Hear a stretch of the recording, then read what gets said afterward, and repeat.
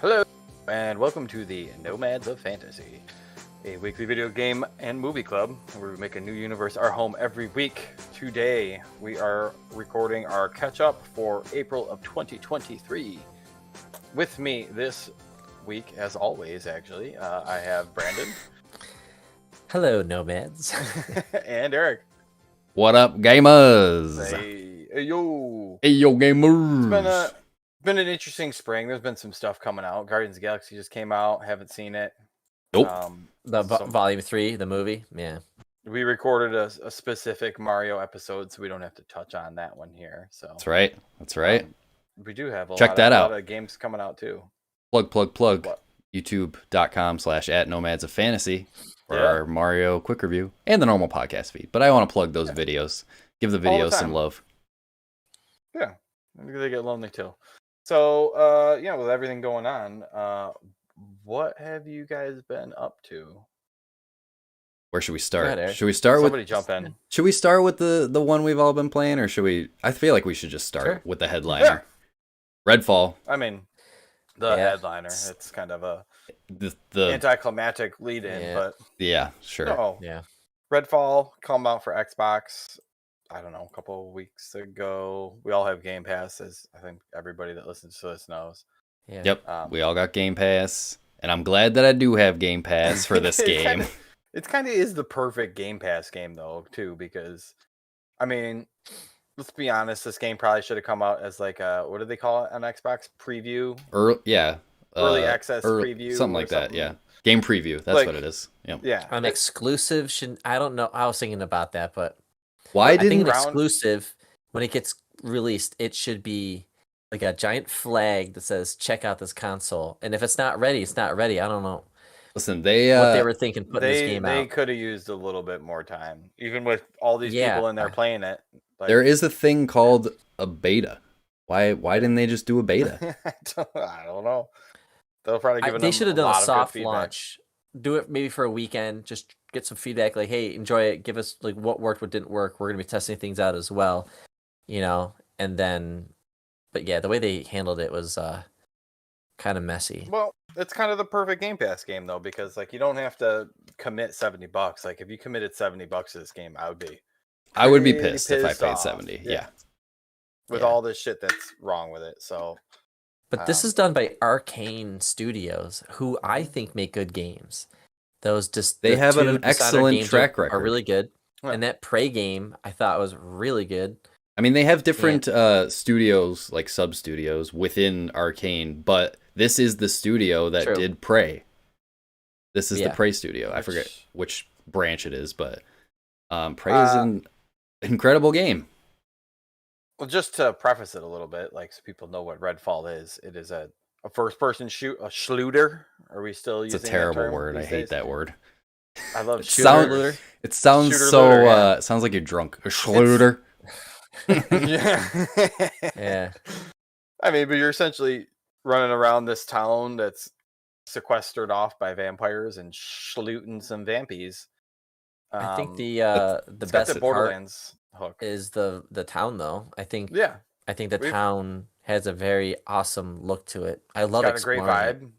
Yeah. It happens at Halloween time, so there's Halloween decorations everywhere, Right. which is We were makes talking about much it, more but it's charming. like that like Hocus Pocus Salem vibe, which I It like. definitely feels like that, yeah, which is unique, which I love when a game has a fairly unique setting, And I haven't seen anybody real do this, so I think that's pretty neat. Yeah. I mean, The other monster than that, types like the could be more variety, maybe, but I think the vampire encounters are awesome. they're fun. Yeah, Yeah. I haven't played it solo. I only play with you guys too, so I don't know how it actually plays solo with because vampires are kind of tough and they're jumping all over the place and doing all sorts of crazy mumbo jumbo. But I mean, the shooting seemed fine, and game has Google users has a 24% likes this game. It's got a 5 out of 10 on Steam, and I think people are just being a little harsh on the bugs. Like I went through this with 76, where like everybody just immediately shits on it. It gets a bad rap, and then over time, Cyberpunk yeah, same thing. had the same. But as long like you said, Brandon, as long as it's got like a good a good vibe to it. Like the graphics are good, the setting is cool, the tone of it is cool. Like all that other shit can be fixed. Where it falls apart for me, I can forgive the bugs, whatever. There's tons of T-posing, there's tons of weird animation glitches. Right. I did get I think I got at least one hard crash where I had to, I crashed to the dashboard and had to hop back in and join. There are a couple things that are unforgivable for me. One, your progression does not carry over if you're playing co-op. So the host, you always have to play with the same person if you want to proceed with the story. Dave hosted our first run, and then Eric and I wanted to get a head start while we waited for Dave, so the two of us got on to continue, and it put us at the very beginning of the game. You guys play with the same characters too? Yeah, same characters. That sucks. You carry your level up, you carry your character progression over, but not the story progression. Yeah, so you got to start at the very beginning of the game. Like, I think that's a buzzkill. Like, I would never play this by myself because I don't want to start this. The story sucks, so I don't want to start at the beginning of the game. It doesn't have, I don't know, at least in Borderlands, like you're getting some cinematics and stuff like this. All the cinematics on this are just like still frame images that are taken in engine, and then they just have a narration over it, which I don't know. That was a weird decision too. Makes me feel like they just ran out of time, They just stitched that shit together and put a voiceover over it, and they're like, those are our cutscenes. Which, I don't know. I think I don't know if it was the facial animations that were too tough for it, or at some point in the development cycle, they had to make this decision where, like, I think it's just the pressure. You got to get this out, and that's one of the things that got cut. Corners. Yep. Yeah, and that's a tough one because with more time, it could have looked much better. What I don't like is this thing that Microsoft's doing where they're buying up these studios, and I think they're forcing them to do things that they shouldn't be doing. I don't know if they were forced to make Redfall, but like everything I'm noticing, every exclusive Microsoft makes has a big focus on multiplayer. Mm-hmm. Where like Nintendo's just dropped like the new Breath of the Wild game, the sequel, the Tears of the Kingdom, 10 out of 10 across the board, right? You have PlayStation doing this with their big exclusives too, and they're all just single player games. They're done when they're done, and they're polished. They're made for that console, for that experience, and then it's like people love it. It helps sell the console. But Microsoft is like, well, there's the campaign, but there's also like the multiplayer, And I think these guys, Arcane Studios, I mean, the games that they made that I liked were just single player games, and they were really good. And then I just see Microsoft saying, but we have Game Pass, people play with friends, we're the multiplayer console, so we got to do that. And unless it's co-op in mind, like Halo or Gears of War or Forza, like I think they got to stop forcing multiplayer in other games. Like, that's enough multiplayer. Take care of those. Like, right. Just run with these as your single player games. It's not like Redfall is doing anything different with the genre either. Like, no, it's not moving the genre. No, I thought the powers are actually kind of lame. To be honest, more Borderlands. It's Borderlands with vampires. Like, it feels like a game from 2012. It does. It looks like one. I think it looks like a game from 2012 I like the art style. I like the art style. I think there's something there. I do like when you leave your fire, your headquarters as a fire station. I like every time when you leave it, you just get to see the town, by the water, and I like that's a great shot. And it makes me want to go in and explore it. And but there's nothing to explore. There's nothing to find. Yeah, well, sure. But see, all that stuff can be fixed. Well, you can like add enemies to the map more randomly. Sure. You can add random encounters to the map. You can add stuff to events. Yeah. But if we're talking about the core gunplay and the setting are good, but it's not like it can be built off of. The core gunplay is fine at best. It's fine. It feels okay. Oh, I had to adjust the control settings. They're garbage by default. Like, I had to adjust mine so I could turn and they forced like the upside down. Well, I do that for everything. I play inverted y-axis. Just the sensitivity I had to adjust, and motion blur was like too heavy. Yeah, I think they They would have to make some major overhauls to the gameplay loop for me to be interested in playing this again. Because, like, the gameplay loop itself is just boring. I was bored most of the time. I mean, the most fun that we had... We only got a little bit into it. Yeah, but played, like, it's 2 or 3 hours. I can tell it's the same shit down the road, and that's what I've heard anyways, too. But I don't want to... I don't know. You go to the fire station, you get your mission, you go out, you walk through the town, you shoot some stuff, you go back to the fire station. And that's it. Probably it for now. I don't think we've played enough. I think we should just wait till it gets patched. I know you guys are eager to get back in, but like I'm not. I think I can wait. Yeah, I can wait. Dave's rooting for this, you know, and I think Dave wants to. Yeah, and I'm not against this game. Interesting saying. I'm not going to sink 80 hours into it, but maybe crush through the story mode with a couple bros and shoot some vampies. Yeah, I don't blame Dave because he has the story progression. We don't. Right, but what I'm saying is, Dave, like, why play this game in the state that it's in when you just had the new Star Wars Jedi Survivor come out, the Tears of the Kingdom just is dropping it tonight.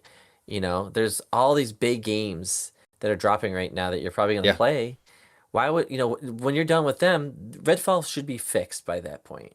And then as long as they keep supporting it, and by the time, but it'll probably be fucking fixed by October.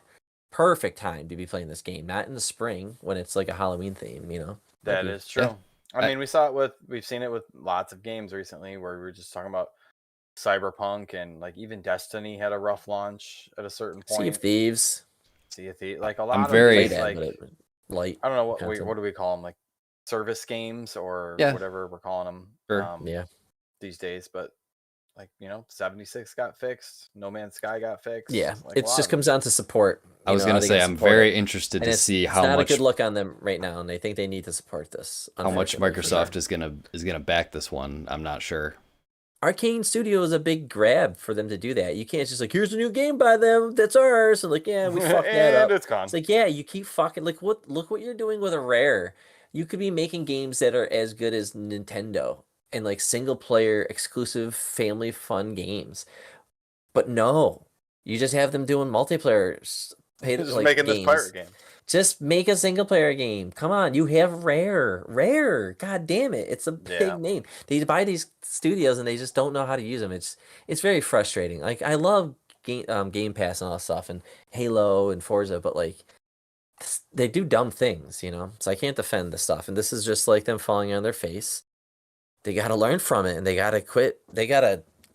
I don't know what they're doing. They got to do something. Yeah, I mean, this game it's so weird to me because we're in a day and age where it's more accepted and encouraged to delay a game if it's not ready, you know? So, like, what happened with this? This is not a finished game whatsoever. I know, and it makes you nervous about Starfield because the reputation. I'm not nervous about Starfield. Bethesda was working on Starfield way before Microsoft acquired them. I know, but it's still like. And I think did you see they're putting multiplayer in Starfield? I think, you're fucking with us. Yeah. So they better not. As much as I want to, after seeing this, like after just making my statement, no, I don't want them to. Just leave that shit alone. Yeah. Yeah. Right. And I think they're at the point. I mean, I don't know what the fuck's going on inside of Microsoft, but my impression is that they're just kind of letting Bethesda do their thing, and when it's ready, it's ready. It's already been delayed twice for like over a year, so it's when it releases. I mean, it happens. I'm expecting bugs. It's Bethesda Game Studios. They always release their games with bugs. But as long as they're not like game breaking, and as long as the core game, like we said, is fun, then I'm all for it. Right. Hey, at this point, they're already in bug testing and polishing, so let them be. All right. Well, let me change the tune on this. So please, another game in Game Pass. I don't think you guys were checking this one out, but I checked out the Ghostwire Tokyo. Mm-hmm. Oh yeah, you're talking about this one. Yeah, in like the game, I would say is 7.5 out of 10 if I was gonna rate it at what I've played so far. I'm like 3 chapters in. Who made this? This is Tango Gameworks, I believe. It is made by who did you say? Tango Gameworks. Tango Gameworks. Which is you are right. The studio by Bethesda. the studio published by Bethesda, studio behind Evil Within games, and also Hi-Fi Rush that just released. Hi-Fi Rush is like one of their like little side projects, but yeah, Tango Gameworks. Yep. Nice. Okay. Right. Sorry. I think it's a perfect Game Pass game. I think it's weird that Xbox is putting Redfall and Ghostwire Tokyo out now because it feels so off. Because this game has a kind of a creepy vibe to it, but it's not that scary. If I'm playing it, it's not scary. And True. It takes place in Tokyo, an open world game. It's got it looks great. Like the graphics are like the city is really dense with detail. It feels like I'm in Tokyo. Like I love exploring it. The villains are pretty cool looking, but some of the graphics are kind of like meh, but whatever, like textures or whatever. But overall, I think it's worth going in, running around, and having fun with this one. I think it's just so unique. I had to adjust the settings on this one too a little bit. I just think it's too touchy. I don't know. I just like zipping around. I'm like, man, why in this game? But how's the voice acting in it? Because I see it's not good. It's not good. It's Japanese with like horrible like people doing voiceovers with. Oh, but the Japanese is so bad. Don't put the dub on then. Put the Japanese voice track on. I should, but then I gotta look down to read the subtitles, and I guess I should. I know. I do this all the time. I mean, how much like dense narrative is in this game? It's bullshit anyway. It's stuff I don't care about. Exactly. I really just want to explore the world. Like that's all I'm selling. The fighting is okay. It's kind of like your Doctor Strange a little bit with like drawing shapes in the air and then like zapping people, and you have these different elements. But the villains are cool looking. They're dumb as hell. I think play it until you get bored of it and then uninstall it. It's not you, it's the game. But I think it's worth checking out because it's just there's like a cool moments that happen in it. I don't even know what's going on, and then we can move on. But there was a moment early on in the game where everybody just gets like the rapture happened. Like everybody just disappears.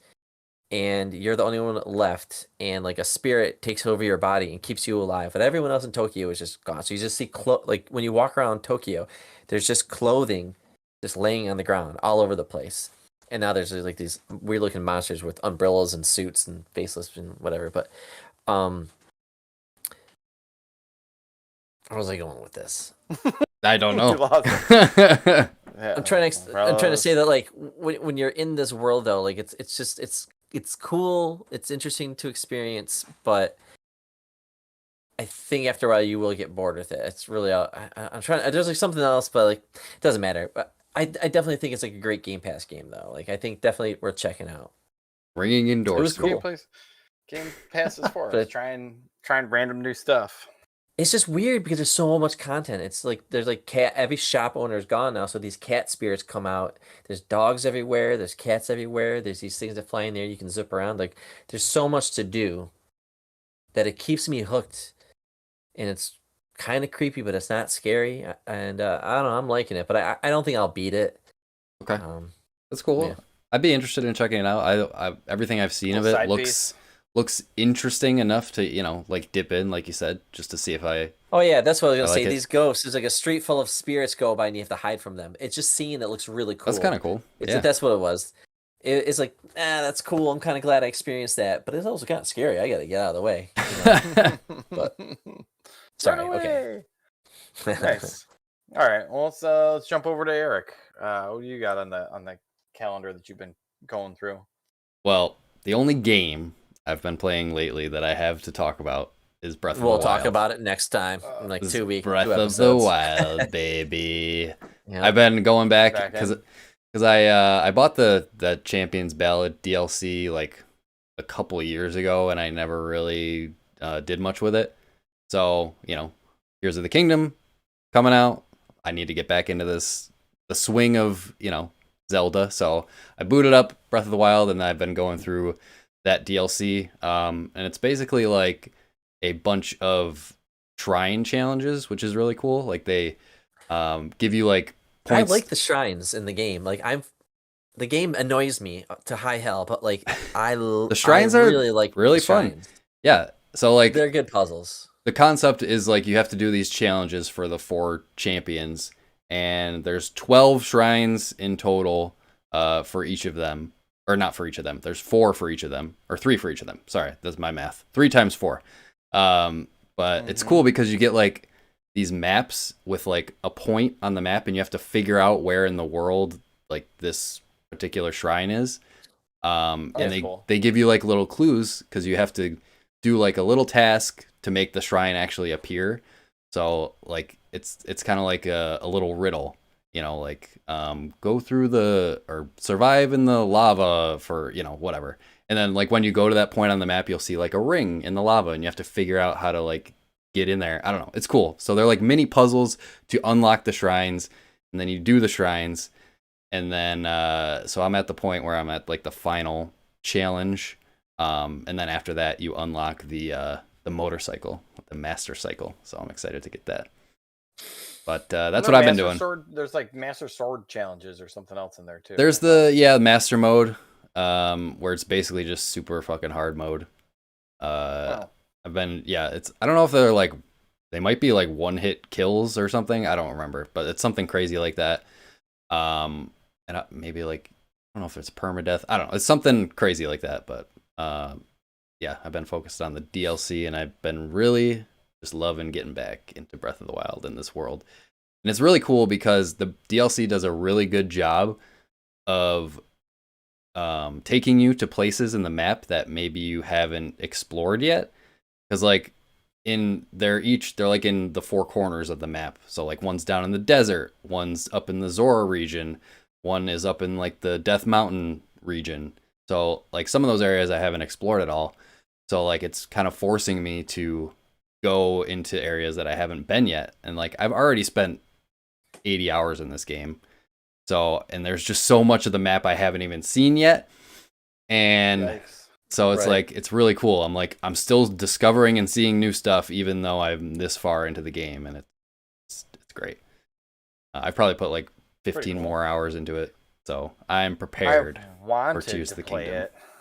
I wanted to play it, but Nintendo didn't want my money, so they couldn't buy it on the Wii U. Listen, you had like a year and a half to after they announced that the shops were closing. I forgot about that. They should have sent me a bird or something like that. Email pigeon. Yeah. Something. That does suck though.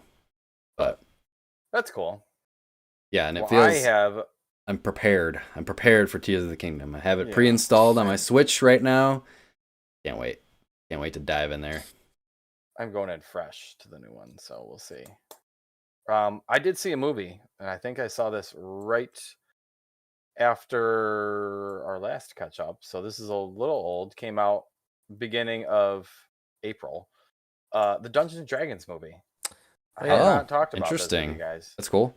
Which I'm sure like you guys aren't big D&D guys, but I don't know. It was a fun movie, like the same way that kind of like the Mario movie, you don't have to be a Mario fan to like appreciate the movie. Like this is the same thing kind of with this. It's like, I think we all kind of know it's a fantasy D&D heist movie essentially, which, you know, that's cool. All sorts of hilarity always ensues in those kind of heist movies. But you got Chris Pine, Michelle Rodriguez, I don't know, Regé-Jean Page, Hugh Grant is in it. Like, you know, who directed this? This was directed by Jonathan Goldstein, who is also the director of such other films as Horrible Bosses, Spider-Man: Homecoming, Game Night, the new Flash movie, apparently. Interesting. Wrote on the Bones show, but super fun movie. Definitely recommend it to anyone, whether they are a D&D fan or not, because it's got a lot of, you know, fun. It did well in the box office. People liked it. Like, really did not hear people. I was expecting that one to be a stinker. Really? Just because the ones in the past were so bad, and I was just like, they're just gonna phone this one in. They just got when the last new faces, but It's gonna Last be Dungeons and Dragons movie was a long time ago. yeah, it was like early 2000s. It was so bad. Yes, 2000 actually. Yeah. Yeah, it was So so it's bad. been a while. It's needed. It. I don't know. It's such a good IP that so much of fantasy stuff is based off of. So why not use it as a resource? But So in the Forgotten Realms, it's not kind serious though. It's not like Lord of the Rings fantasy. Like we No. care about the world. Like this is like Fun. silly, right? Is that more what like Dungeons and Dragons Ocean's is all 11. about though? It's supposed to be like not serious. Like the lore is, I It's guess, as serious but as the people you playing it act- make it. Like Right. people could be like all in character and playing it, like or okay. like most of the time when like my groups play, it's like a lot of tomfoolery and fucking around and kind of Right. doing That's what doing this dumb movie shit. went for, right? Like dumb humor. Not dumb humor, but it's like an actual like group of like normal people who Okay. are actually playing D&D. Like Or, Vox Machina humor? not that vulgar, but No, yeah. It's a family friendly like, movie. Come on. you got Chris Pine. He is charming as shit. He is the Captain Kirk. hell yeah. He is who was from Big Trouble? He is not the next Kurt Russell. No, what was the character's name though? Oh, Jack Burton. Oh, Jack Burton. Jack Burton. He's this movie's Jack Burton. Like Oh, okay. he's moving Alright. the story along. Like he's charming. Kinda there for the ride, He's funny. Like and he's Yeah. he's a Yeah, I'll plan. probably watch it. He makes plans. So no, this will be out soon, probably on streaming services. I'm assuming so. Absolutely worth throwing it on there. Like, and if you do know D&D, there's tons of references in there for you. Like I said, like the Mario movie, like they sprinkle all that shit in. But I'm interested enough in D&D to check it out. Like I've never played D&D, but I like D&D content, like the Adventure Zone, Critical Role, Vox Machina. So I know the basics of D&D. So I think, I could definitely see myself enjoying that movie. Mm-hmm. Jump on in. So no, that was one I just wanted to bring up. It had been a while, and I did not mention that before. What else do you guys got? I only have one more thing. Just I wanted to keep it short. Sure. I watched a movie. I feel like I don't really bring movies that often. It's usually just games. Please. But I was so high off of our Predator episode that You saw Prey. I decided to watch Prey. That's right. Nice. And it was good? Man, it was great. Okay, good. It's just a movie, just not. I thought it was a series for some reason. But... Just a standalone movie. It's on Hulu. Cool. If you have Hulu, it's like a Hulu exclusive, I think. And it came out last year, 2022.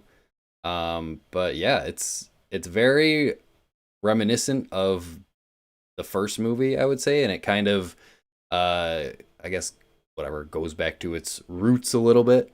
It's a very simple story, but it's about this like I think they're like Comanche Native Americans, and it follows the story. On Earth?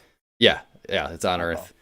Back in like the I don't know, colonial times, like 1700s America. So it follows this girl who's basically just going through like these trials to become like a warrior in her tribe, which is kind of cool because it sort of parallels exactly what the Predator is doing as well. Oh, okay. So they're basically hunting each other in this movie. Like she's not running away from the Predator. She's trying to hunt it herself. Oh, damn. Yeah. Oh. Who is the real prey? Dun, yes, dun, dun. exactly. That's the point. It's very, very cool. Very well shot. How is it? It's shot well. Okay. Yeah, it's beautiful, like scenery. Cinematography with like because they're in like the mountains of, I forgot what state they're in. Might as well like Colorado or something like that. But like beautiful shots, and it's interesting. It's great. I would highly recommend it. Yeah, I thought it was down in like South America. I thought it was like in the jungle for some reason. No, it's like Native Americans. That's pretty sweet. Yeah, I'll check that out. But yeah, if you got Hulu, it's definitely worth checking out. And if you like the Predator franchise, I would say it is also very worth checking out. Sweet. I mean, I wouldn't say it's like better than the original Predator or anything, but but it's not bad. That's all I'm asking for. With I would say it's legacy franchises. Like, it's very good. Yeah. Okay. Yeah. So I would recommend it. Sometimes that's all you need. It's just a very good. And it's not too long either. You know, it doesn't overstay its welcome. The story and it's pretty concise, and all the action is great. So yeah, if you a lot of good predator shots. Oh yeah, they do the same. It's the same like monster thing where they hide them away. Similar technique to like the first movie. Okay. Kind of figured. But if you know if you're looking for something to watch on a Friday, Saturday night, or whatever, definitely throw it on. And it's not too much investment either. Like I said, the story is pretty light. It's mostly about the hunt. Yeah. Dun, dun, dun. Yeah, I want to watch it. All right, cool. Brandon, what else you got? I could do it super quick. The game is Sparklight. It's just this game that looked really cool from pictures on Xbox. I'm sure it's on other consoles. It is on other consoles, actually, I believe. Never heard of this one. It's a mobile game. Sparklight? Yeah. It's Red Blue Games. It's on Switch, phone, it's on everything. Anyways, it's just a cool, like, old school kind of Super Nintendo game. Like, it's not that deep, but I like the artwork. I like the combat. It's easy, but it's also hard at the same time. Like it's as hard as you want it to be by how many fights you want to get into. But it's just a real time game, kind of like an old school Zelda. But it looks like Link to the Past or something. Yeah, the reason why I'm gonna bring it up though is because yes, it is a roguelite kind of game. Procedurally generated world. Every time you do a run, when you die, you start over. You go up to this town up in the sky.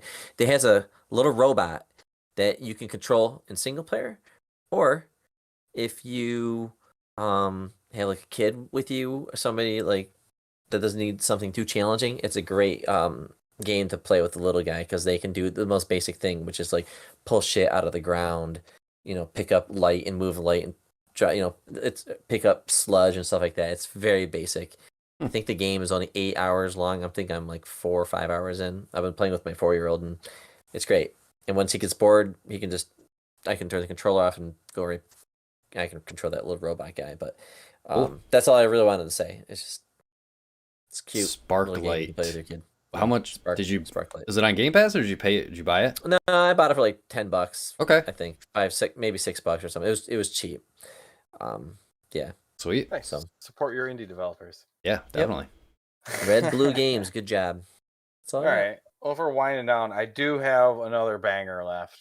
All right. Better not be Valheim. Quick. No, better not be Valheim. I'm not bringing up Valheim this week. Although Valheim is going great.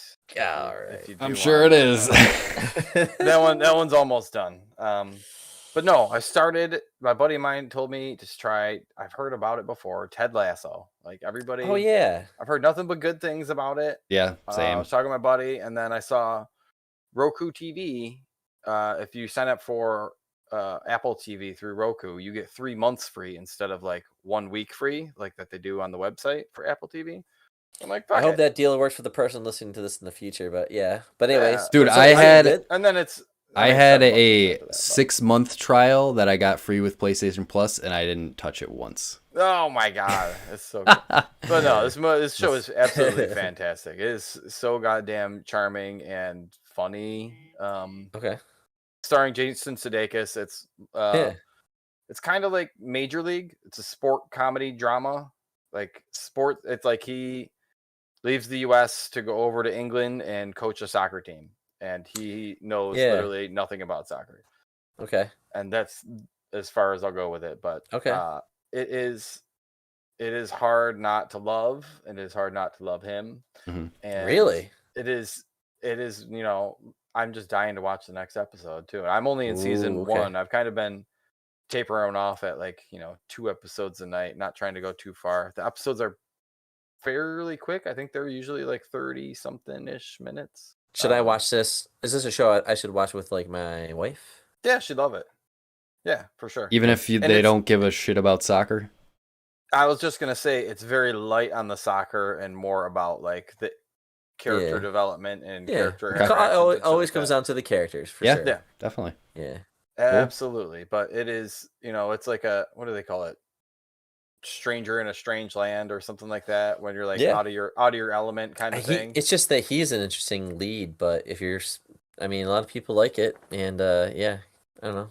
Yeah, I think he's kind of an averagely funny guy, but if he fully give this a 2 thumbs up. Like this is a full on Nomad recommendation. Where, I mean, at least through the first season, like it's been good so far. I've seen that like some of the reviews of season 3 have gone down a little bit, but sure, season 1 and 2 are at a 92 and a 98 on Rotten Tomatoes. So it's not just me, but it is well worth the praise that it's getting. And Apple TV is surprisingly cheap if you if you're worried about that too. You could crush this out in a couple weeks. So well, I want to watch the other show that's on Apple.